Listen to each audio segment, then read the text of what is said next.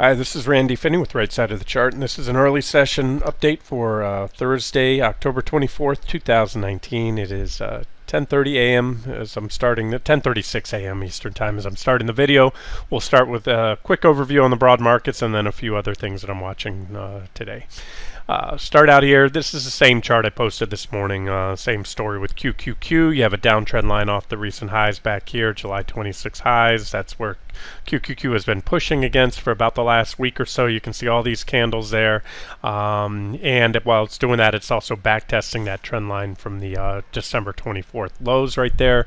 And as I said, probably coin toss odds and maybe even a little to the favor of breakout, because usually when you get this far this close to previous highs, again, I've gone over that, that's MO of the market. It's gone broke out, and each and every time it's done so, it had negative divergences as it does now, and so that again would be the case should we break out here anytime soon.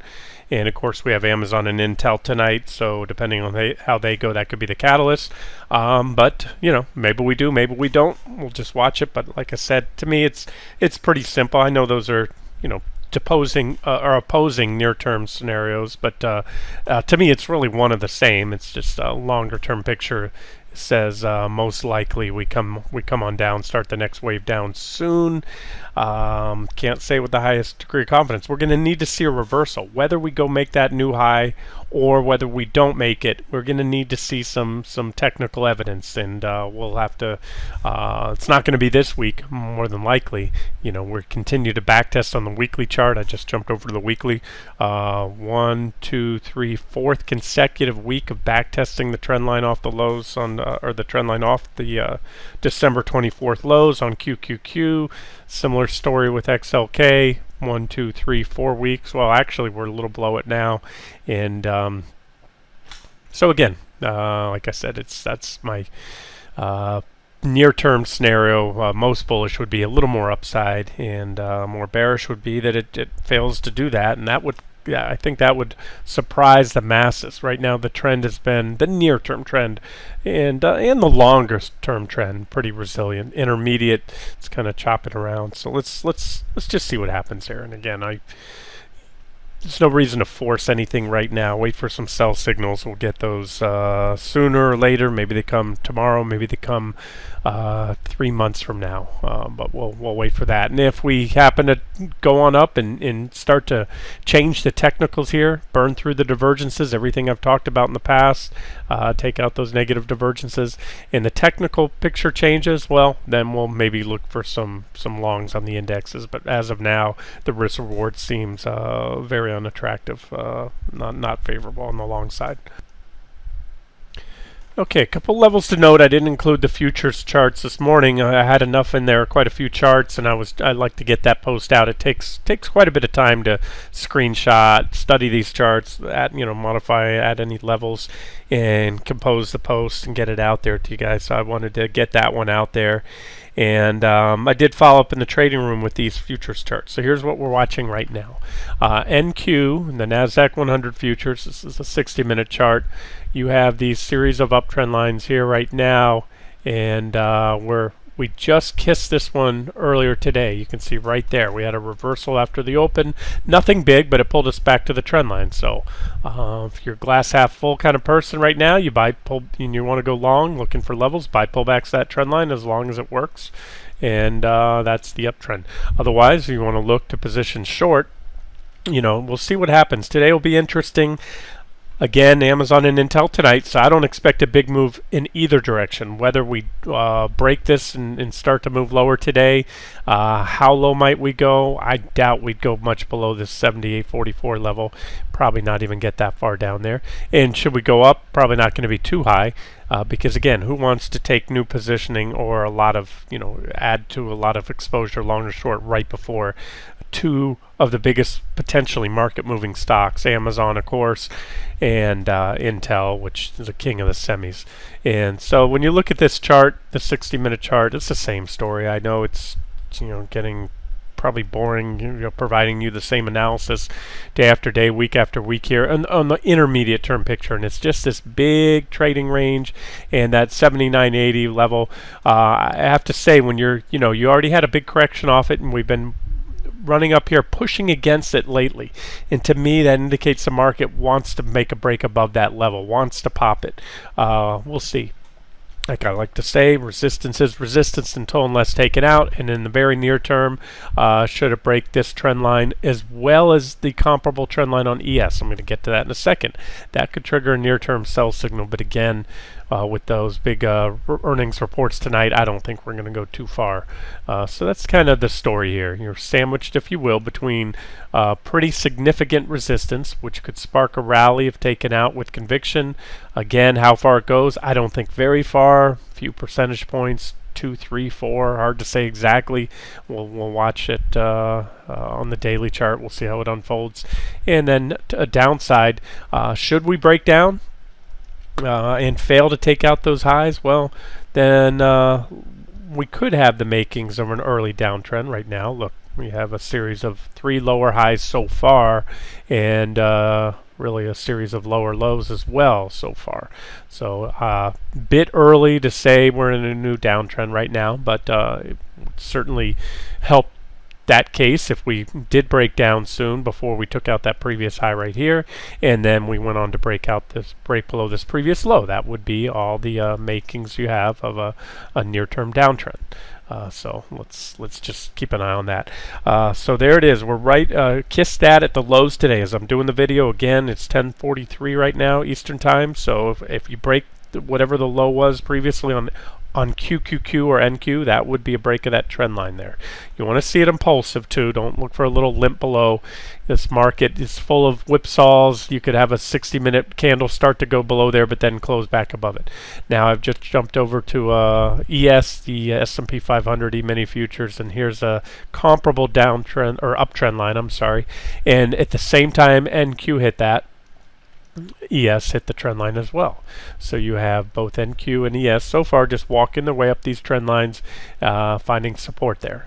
Again, if it breaks, near-term bearish, I'd look for a pullback to, if it happens today, probably no more than this 20, that's 29.80 right there, that purple line. That's pretty decent support. So if you're looking for a day trade op, now, there is a potential for more, and that's why I like to do these videos. Right now, the trend has been resilient. This market wants to go up. Pullbacks are getting bought. It's pushing up, threatening to break out to new highs. And again, for the last couple of years, that's been the MO. When you get close, you break out and then reverse afterwards. However, we're diverging here. We had negative divergence back here on the 60-minute chart. That led to that pretty big drop. And we have comparable divergences right there, meaning, about equal in scope right there. Is about the same divergences that we had back then. So we could break down before then. We could go up and we could possibly take out these divergences.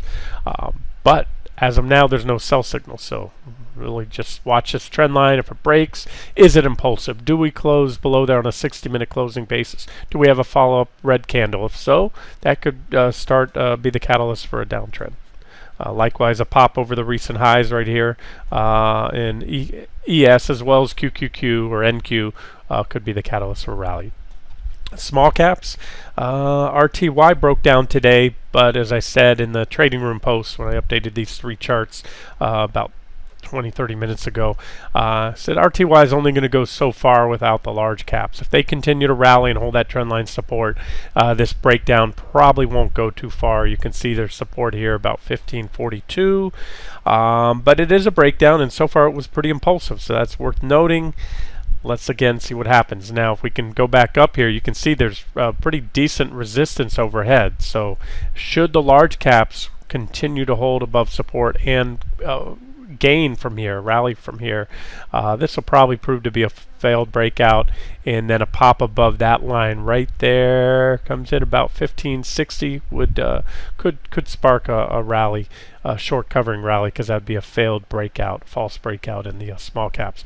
But the charts are indicating that we're, headed down. I look at these divergences again, unless they're taken out, I take them on face value. That's a big part of my trading. You know, we had a divergent high right there last time in RTY, and we had that big drop. We have negative divergence here. We have a sell signal. It'd be much better if it was confirmed with the large caps breaking down. So we could certainly reverse from here. Let me give you IWM. I know some of you don't trade futures. So we'll look at IWM. I posted 60-minute rising wedge recently. There's the daily chart. Here's the 60-minute chart. Was this line and this line here. We broke that trend line, broke down. You can see it back tested it almost perfectly, and then I just today added this what I call BOD, benefit of the doubt trend line. What I do, I come in here and I come and capture all these little spikes that happen down below, and even that one's broken. So you have a trend line break on IWM, but you can't expect it to go too far as long as the large caps hold up. And you also have this cluster of candles here, separated by a gap right here. So a lot can happen here. We could maybe hold up today and then gap down tomorrow. That would be on at least on the 60-minute time frame an island cluster top. This being your cluster of candlesticks or the island cluster. And if you gap down, that would be a pretty good sell signal. You could then short IWM with a stop somewhat below, or I'd say somewhat above the bottom of the island, maybe the midpoint of the island, or no more than above the top of the island. That's one strategy for shorting those. And then you can see all different potential levels here. So, and there's again the negative divergence here on the 60-minute time frame. So something worth noting. All right, let's roll into the risk-off assets because they're related. What you want to look for when you see the stock market rallying, if you start to see Treasury bonds and gold rally while the stock market's rallying, especially after a pretty extended run in the markets, then that can be a heads up. That can be a red flag. It's indicative that the smart money is starting to pull money out of equity. They're passing the baton to the dumb money, retail traders, meaning that end of the run there, it's the retail traders chasing the rally. Smart money's selling into it and getting out of equities and starting to move money into treasuries because they expect a pullback. And so far, like I've highlighted recently, we have some constructive 60-minute charts. Just like we have the negative divergence on the stock indexes, we have positive divergence on treasury bonds. This is ZB, the 30-year treasury bond. Futures are going to tell me a better story than TLT. If you guys trade ETFs only, it's still a good idea to follow futures. TD Ameritrade, a lot of brokers, even if you don't have a futures account with them, futures privileges, trading permissions, they'll give you the quotes. Investing.com gives you free futures charts as well, real-time streaming futures charts. So there's a lot of ways to get the information. And so you can see this is that trend line I mentioned the other day. ZB has yet to take it out. If it pops above there, that should spark a rally. It should trigger a buy signal in ZB. We already put in the divergent low. We already had one buy signal here on the break of that minor downtrend line. Ran up, hit this resistance line. And again, this would be, further add to the case that the equities are maybe poised for a correction here soon. However, should it not, we don't break out, then we're not going to have a buy signal right now. And it's not going to change much anytime soon because you're still going to have positive divergence here. ZB would have to take a pretty big leg down to negate this divergence. So we'll just watch this. Keep an eye on it. ZN, that's your 10-year treasury bond. I like to watch them both. There's your positive divergence right there at the recent lows. And you can see here we had alternative trend lines. You had a downtrend line there that was broken out. And then this alternative downtrend line here, breakout, back test. And so you need to really take out this 130.50-ish level. That's the level it needs to go in ZN, and that could spark a rally in treasury bonds. So something to keep an eye on. Now the other risk-off assets you have, of course, are gold. I've covered that this morning. Here's that the yellow triangle pattern has been taken out, and it was taken out impulsively too. So this are the same trend lines in this morning's charts I'm watching post right here. So since that post, we popped above there, and it was a quick run right up here to that secondary trend line, the blue one. And so far, that's what stopped it cold. Stopped at the blue trend line, the 1504 resistance right there. You can see a lot of reactions on 1504. Big level for gold. gold can pop that level, you're breaking above dual resistance levels, and that's going to be near-term bullish, and it could open the door for that scenario that I've been talking about. We've been consolidating for many months. When I look at the weekly chart of gold, if you're new to my analysis, new to the site, here's something I'm monitoring on the weekly time frame. This is GLD, the ETF. This is a potential bull flag continuation pattern. We've had a strong run up. Gold is in a bull market, make no mistake about it. Nothing goes up forever. There are corrections along the way. Flagpole, you have three components. You have an impulsive leg up, that's called the flagpole, followed by an area of consolidation that takes the form of a flag or a pennant. In this case, it's a flag, followed by a breakout. Ideally, you want to see the breakout impulsive. This is a weekly chart, so what I'll need to see is a solid weekly close, a weekly candle. That means the end of day Friday at 4 p.m., how that candle prints above that flag. If you get that, that's a buy signal. If you continue to add to it, build on it, that's all the better. You know, typically on a bull flag continuation pattern, typically the move outside and above the flag, the measured target is your flagpole. You take the length of your flagpole, add it to the lowest part of the flag right before the point before it breaks out, and that gives your measured target. And that's going to take me up to my long-term target in gold around 174 if it gets there. So a lot of work to be done, but this is technical analysis. You could see here, you know, back on this weekly chart way back when you had a triangle pattern here. You had your primary bull market or bear market. You had a downtrend line there. There's a symmetrical triangle pattern just like on the 60-minute chart. Same thing I showed you here. We broke out, back tested it, and then exploded from there off the back test. So we'll watch this again, long-term stuff, but you know, if you want to wait for a weekly close, gold could have a huge run, and it'll take a pretty big run. So this is why I like to, you know, use multiple time frames. This may give us an early indication. So if you're a long-term investor, swing trader, you might want to start, if you get the breakout here, everything starts to look good, maybe add back some exposure if you took some off the table in gold after that recent run up when we had the divergent high and everything else, and it looked like we might get a pullback. Now might be a good time to start adding if we break out here. So a little bit more work to be done, so we'll watch this. But so far, pretty impulsive price action today. I covered, what else? I covered on the front page today. I made mention that silver, because I posted the charts of platinum, palladium, but I said in that post that silver, I think, is poised to outperform because it's really been lagging behind some things like platinum. For example, here's platinum. Platinum broke out of this triangle yesterday, ran up here, consolidated, had a little bit of a pullback and consolidation around that 925 level, but is now above it.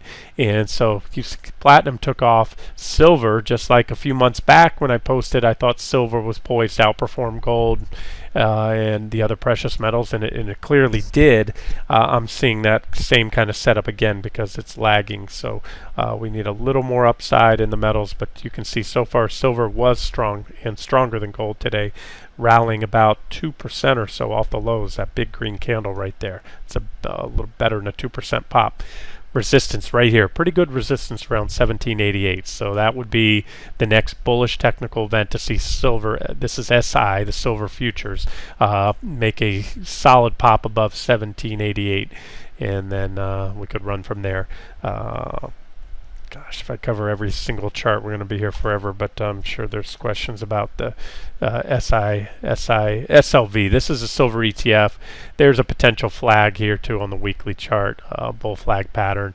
There's your flagpole impulsive move up. So just like gold, this would be a bullish scenario if it plays out. Your flagpole, bull flag pattern, and look for a breakout, and that could really propel silver on the next leg up. That's a weekly chart.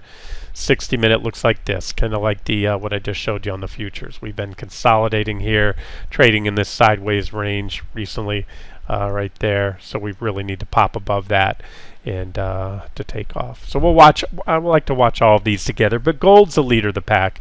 You know, if gold can break out and run, the rest are going to follow. Here's what gold looks like on my 60-minute chart there. A little breakout of this triangle as well right here. and one of the members on the site posted taking Nugget this morning, and this goes without saying, but I haven't talked about it in a while. I typically, for ETFs, I will trade GDX over GLD, because if you get the call on gold right, GDX, or you can leverage it up with Nugget if you want, or Dust if you're going short, is simply a leverage play on gold. Even GDX alone, there's no leverage in here, but these are the mining stocks, and they, by the definition of their business model, they are essentially a leverage play on gold. Gold goes up X, let's say 10%, they're going to go up 20. Gold drops 10, they're going to drop 20. And it's not a 2-to-1 ratio. It's not a hard ratio, but it is a multiple ratio. I can tell you that right now, and you can look at the chart. So, if you don't trade futures, you can trade GDX. It broke out today. This is 60-minute chart, bullish falling wedge pattern, positive divergence, boom, breakout, and again, you can leverage it up. I'm not going to go over all the vehicles. And same thing for silver. You have SIL, Silver Miners ETF. Let's show you that. Let's see. I don't have any charts here. There's. I'll have to mark this chart up on the 60-minute chart. I don't have that marked up right there. But again, they will run if the metals run. And, they got ahead of themselves. They've had a heck of a run this year. This is SIL, Silver Miners ETF, off the divergent low, divergent high, right there. And we've had a correction. And we needed a correction. We were extremely overbought. We had negative divergence. To me, this correction is healthy price action. You get too extremely overbought, things crash. You need to have corrections along the way. So silver could be poised for the next leg up. I've still left the SILJ trade on as an active trade. I was so close. I mean, I'm pinching my fingers a day right here because I was highlighting all the negative divergences and the odds for a pullback here. We missed my third and final target by a hair back then, but that's fine. I left the trade on, still well above entry. We hit our second target, third target. This is SILJ again, the juniors ETF, still an active trade, and I still think that target will be hit. In fact, I will add targets because if we do reverse here and head up anywhere close to it, since we effectively hit it by coming so close, the next time around I believe we go right through it. That was, for all intents and purposes, that was the initial run I was looking for. That's why that was the final target for that swing trade. And again, I'll just extend that. It's still a long-term trade, investment trend trade. This was a big breakout right here of a multi-year downtrend line. I mean, just beautiful price action so far. And again, I view the metals, unless the charts start to indicate otherwise, in a bull market, and it's just been a correction period, which again is healthy for longer term price action. So enough on that. We'll just keep an eye on the metals. A little work to be done. Start out with that gold breaking out on that 60-minute chart. Let's take out that trend line I talked about. Might as well. I need to update Bitcoin. I haven't talked on that recently. Bitcoin still looks fine. It's creeped down. It's not moving off that 882. That was that downside target from post a couple months ago, or looking for a 25 or whatever % drop in Bitcoin when it broke this level here, and we got that. That was my downside target, and it's trading around that level. It still looks constructive on the 60-minute chart. By that I mean you have a bullish falling wedge pattern, same one I've been highlighting, still very much intact right here. That's it. Positive divergences confirming the bullish nature of the wedge. We just need to break out. That's what we need for Bitcoin. So let me grab my arrow tool here and show you that was what it would look like. So you have some resistance overhead right here, these two resistance levels. If and when those get taken out, then I would expect these two targets to be hit, with my final target here being T2, either 1183 or the downtrend line, whichever one's hit first. And like any trade, don't get married to it. If it doesn't pan out, let it go. There's plenty more out there. All right, that's Bitcoin. What else did I want? Oh, marijuana stocks. Same story. I still like them. There's MJ still. MJ needs to really just get above those recent highs, like I said yesterday, right here about 2030 or so, and it's really pushing. It's trying to pop above that level now, but needs to. You'll know it when you see it. You get a big green candle through here. That should really, ideally, I think that would spark the short cover and rally I'm talking about for the cannabis stocks. Let's look at a couple other ones that I've highlighted recently. Tilray still breaking out, but not impulsively, not really running yet. I mean, it's up 2.3, but that's run of the mill. That's day to day price swings, for this stock. It's not really much of a move. ACB, needs to get running here. Still looks fine, but it's just not. We're not getting the buyer stepping in. CRON, Kronos Group. They all look good. They just need that. They seem to need that little nudge, a little bit of a nudge, and then they should get going.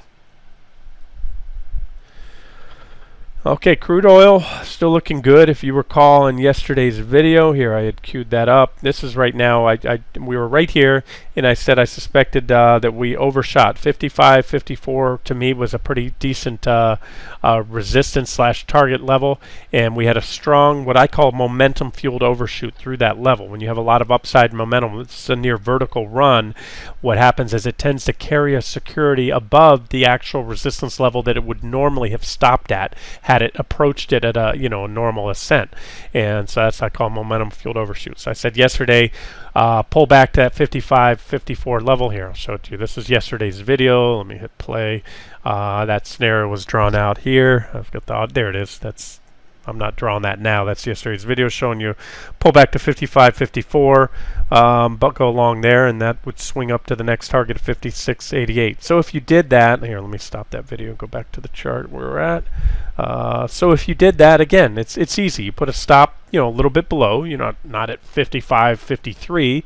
You give it a little bit of room because crude's a volatile little instrument. It's going to move above and beyond those levels, and you have a pretty decent entry. And the other one I mentioned, the energy stocks, and I think there's still room if especially if crude continues to rally. XOP's down today, but this one looks good, as well as XES and XOP.